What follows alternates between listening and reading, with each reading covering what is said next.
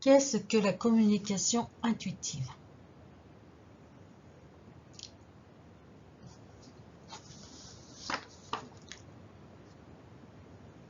Qu'est-ce que la communication intuitive? La communication, à quoi sert-elle?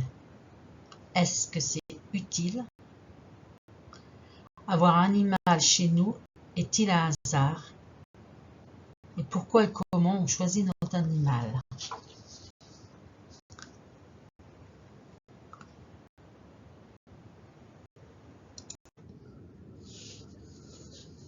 Quels sont les modes de communication? Communication animale.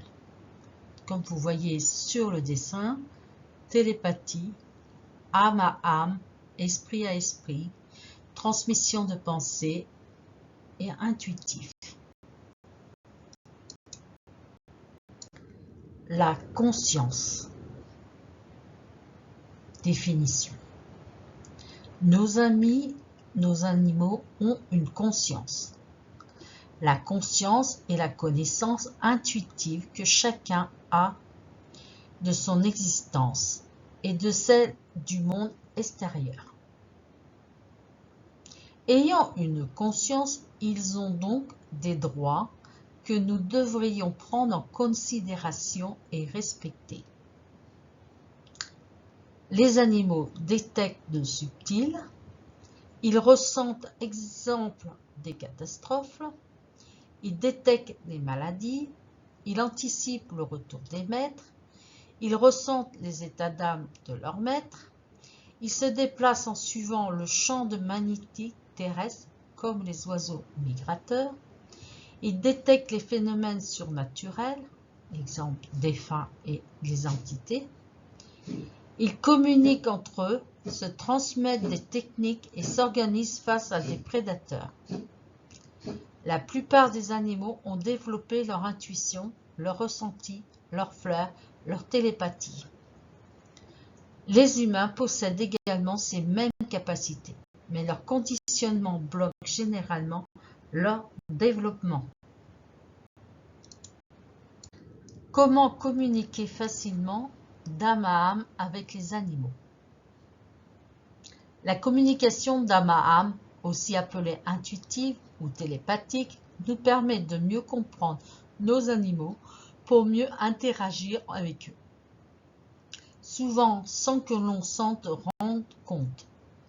Nos animaux nous envoient des messages.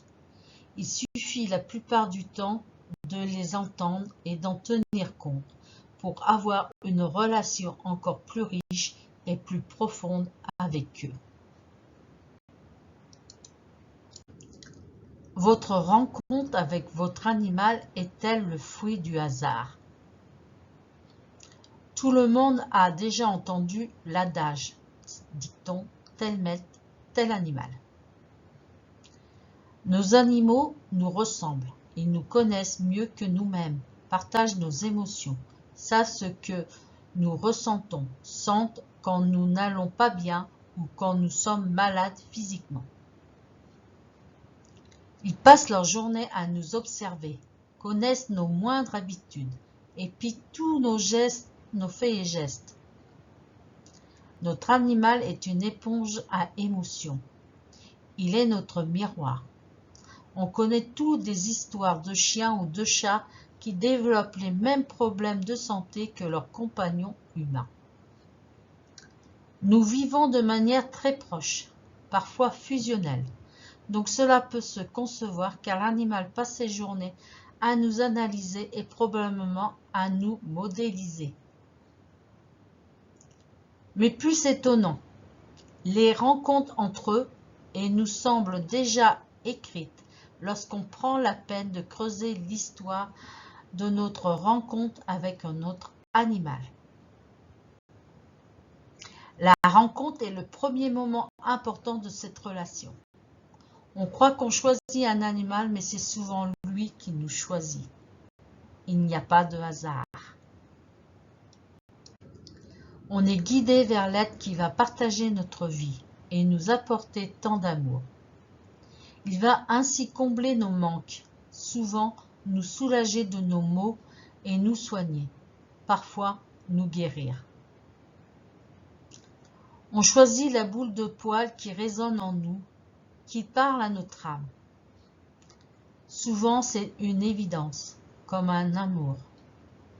On sait que c'est lui ou elle qui prendra cette immense place dans notre vie. C'est lui ou elle qui nous ont choisis. C'est nous qui l'avons choisi, ou on a été guidés l'un vers l'autre. On ne saura peut-être jamais chacun ses croyances. Moi aujourd'hui, je pense que rien ne se fait par hasard et que tout est écrit. Quel chien vous correspond? Un chiot? Choisir un chiot. Il s'agit de notre premier animal. Vous aurez certainement envie de craquer pour un chiot.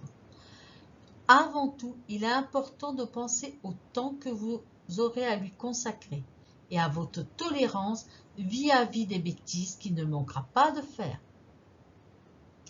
Un chiot est comme un bébé. Il faut le surveiller comme le lait sur le feu, car il est avide de découvertes et met à la bouche tout ce qu'il trouve pour tout goûter. Il faut donc le suivre partout et garder toujours un œil sur lui.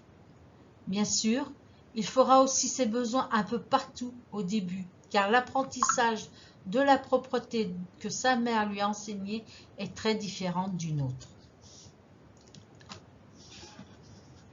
Un chiot déborde d'énergie. Il est généralement prêt à faire toutes les bêtises. Il faut donc prendre le temps de jouer avec lui. Le sortir tous les 2 heures au début pour qu'il apprenne à faire ses besoins dehors. Passez du temps avec lui pour qu'il apprenne à vous faire confiance. Le laisser seul seulement quelques minutes au début lorsqu'il est fatigué, pour qu'il s'habitue doucement à vivre des moments de solitude. Il faudra également veiller à la sécurité de votre intérieur. Fils électriques, fenêtres, jardin, balcon. Et ne rien laisser traîner d'important car lui ne se fera pas la différence. Choisir un chien adulte. Adopter un chien adulte, c'est une expérience tout aussi enrichissante, bien que différente. Beaucoup de personnes pensent qu'il est moins facile d'éduquer un chien adulte. Mais il a souvent été éduqué, même si ce n'est pas toujours le top. Dans son passé, il suffit de réactiver ou de compléter ses apprentissages. Il n'a rien appris, ce n'est pas très grave, car mettre en place l'éducation canine, quel que soit son âge, est très rarement un problème. Ces chiens qui ont souvent manqué de tout, à commencer par les contacts, sont souvent avides d'apprendre et de faire plaisir, tellement heureux que quelqu'un s'intéresse à eux. Il faudra donc tout d'abord apprendre à se connaître, à s'apprivoiser mutuellement. Ces chiens ont besoin de douceur, de patience, de compréhension, de fermeté, aussi pour leur donner des repères clairs qui leur permettent de s'adapter au mieux. Tous les chiens adultes disponibles à l'adoption ne sont pas caractériels et n'ont pas été abandonnés pour cause de problèmes comportementaux. De nombreuses personnes sont obligées de se séparer de leurs chiens pour cause de décès, d'allergies ou encore suite à une séparation ou un déménagement. L'adoption d'un animal adulte présente aussi de nombreux avantages, en particulier pour les personnes qui ne sont pas très disponibles et qui n'ont pas envie de bouleverser leur vie ou leurs habitudes. L'apprentissage est souvent plus facile et plus rapide, en particulier celui à la propreté, car la majorité des chiens de plus d'1 an sont propres. Vous connaîtrez tout de suite sa taille définitive et son caractère. Vous pourrez ainsi faire votre choix en connaissance de cause. Attention, leur comportement dans le cadre d'un refuge n'est pas celui qu'il y aura chez vous. Choisir un chien âgé. Adopter un chien âgé peut de prime d'abord apparaître plus difficile, mais il peut adopter lui aussi d'immenses moments de bonheur de partage. L'adopter, c'est aussi faire une bonne action. C'est lui donner une nouvelle chance et lui offrir une retraite paisible dans un foyer chaleureux, loin des barreaux et du stress du refuge. Un vieux chien peut aussi plus facilement vivre des longs moments de solitude si vous êtes un peu disponible, et il peut également facilement vivre en appartement. Si vous avez un ascenseur par exemple, car il faut penser aux problèmes de locomotion qui peuvent se poser dans ce cas. Il est plus calme qu'un jeune chien, a moins besoin de se dépenser, nécessite moins d'investissement en temps. Pour les personnes plus âgées, c'est le meilleur des compagnons car il est souvent calme, s'adapte à un rythme de vie plus lent, demande moins d'exercice et son espérance de vie plus courte évite de s'engager sur une trop longue période. Bien choisir un chat. Bien choisir son chat, c'est important, car tous les chats ne se ressemblent pas. Il y a des types de chats pour chaque personnalité, des calmes et des très actifs, des câlins et des indépendants. Il faut apprendre en compte que certains se feront très bien à un environnement et un mode de vie assez solitaire. D'autres ne supportent pas la solitude. Certains sont très robustes, d'autres plus fragiles. Certains s'expriment très peu ou pas, d'autres sont très bavards et communicatifs. Un chaton demande d'investir beaucoup de temps dans la relation si on veut en faire un adulte bien équilibré et à l'aise dans toutes les situations. Consacrer du temps à son éducation. Bien sociabiliser le chaton. Il faut l'habituer à être manipulé par tous les membres de la famille, le porter, le caresser, jouer avec lui, le prendre sur vos genoux.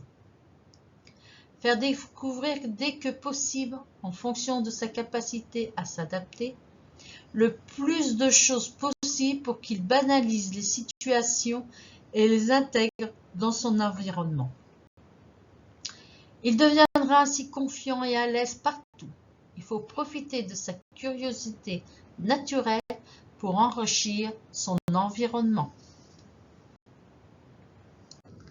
Les animaux échangent entre eux exactement comme nous. La communication intuitive utilise cette même méthode de langage. Elle nous donne accès à une fréquence commune, un langage universel auquel tout le monde a la possibilité de se connecter. Cette connexion demande d'atteindre un état modifié de conscience appelé mode alpha. Comment atteindre le mode alpha? Lors d'une méditation profonde ou encore hypnose, dès lors que nous permet une connexion profonde avec l'animal, une fois sur la même fréquence d'onde, il est possible d'échanger des messages, des envies, des ressentis. C'est un échange empli d'empathie. Une écoute profonde centrée sur l'animal, c'est une communication de cœur à cœur, d'âme à âme. Quel nom de chercheur sur le langage, l'émotion et autres sur les animaux? Boris Cyrulnik est un neurologue, psychiatre, éthologue, psychanalyste français. Pour lui, il semblerait exister une mode de langage universel entre toutes les espèces, une sorte de bande passante sensorielle qui associe les hommes et les animaux. Hubert Chestrek, neurobiologiste, chercheur en biochimie, physiologie et paraphysiologie anglais. Il a publié Les pouvoirs inexpliqués des animaux, édition J'ai lu. Charles Darwin, naturaliste paléontologue, génologue du XIXe siècle, devenu très célèbre pour ses travaux scientifiques sur la théorie de l'évolution. Il a publié « Il parlait avec les mammifères, les oiseaux et les poissons » chez Flammarion 1968. Rubert Schlechtrak, neurobiologie, chercheur en biochimie physiologique, paraphysiologie anglais, les pouvoirs inexpliqués des animaux, édition J'ai lu. Pierre Nindre, ingénieur, agronome et chercheur en IRA, spécialiste d'éthologie et la science des comportements, a publié Le Conscience animale, édition Brioché. Georges Chapoutier, directeur de chercheur émérite du CNRS, est formé à la fois en biologie et en physiologie.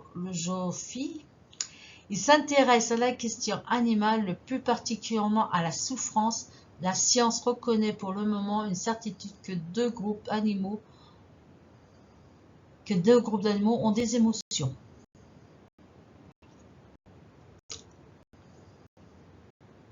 La communication. Il est possible de communiquer avec tous les animaux, animaux sauvages ou compagnons de vie, même décédés, dès lors qu'il est en accord et accepté la communication.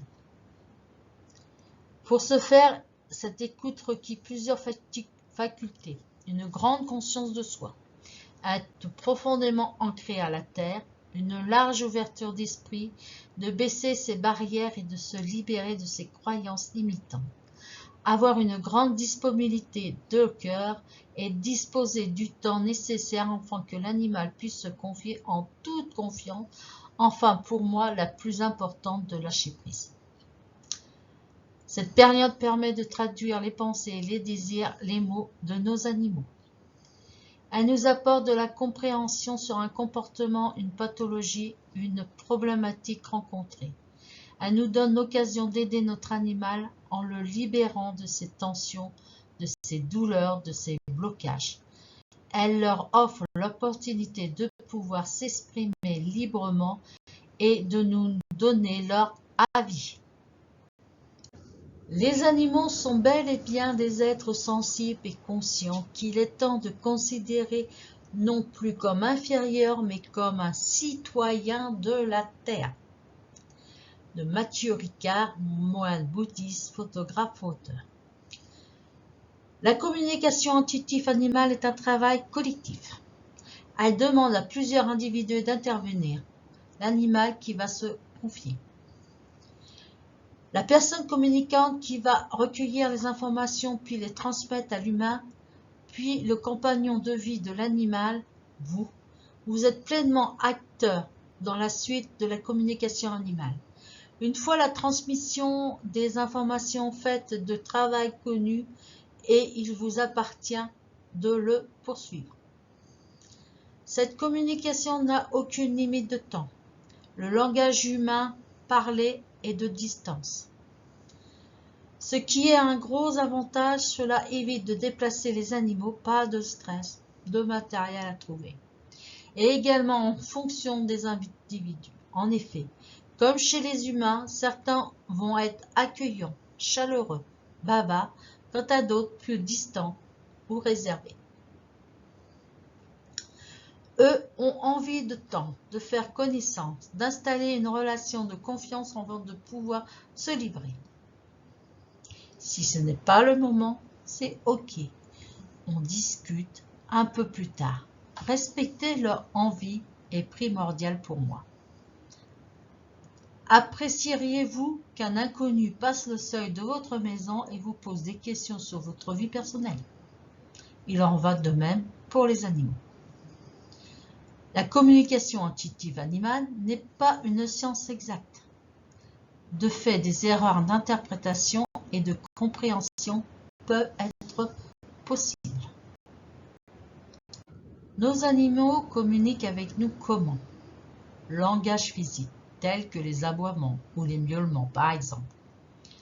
Les comportements physiques sont plus faciles à interpréter et que nous les traitons par nos sens physiques, c'est-à-dire que nous les voyons, les entendons, les touchons ou les sentons. Et c'est quelque chose que nous faisons chaque jour.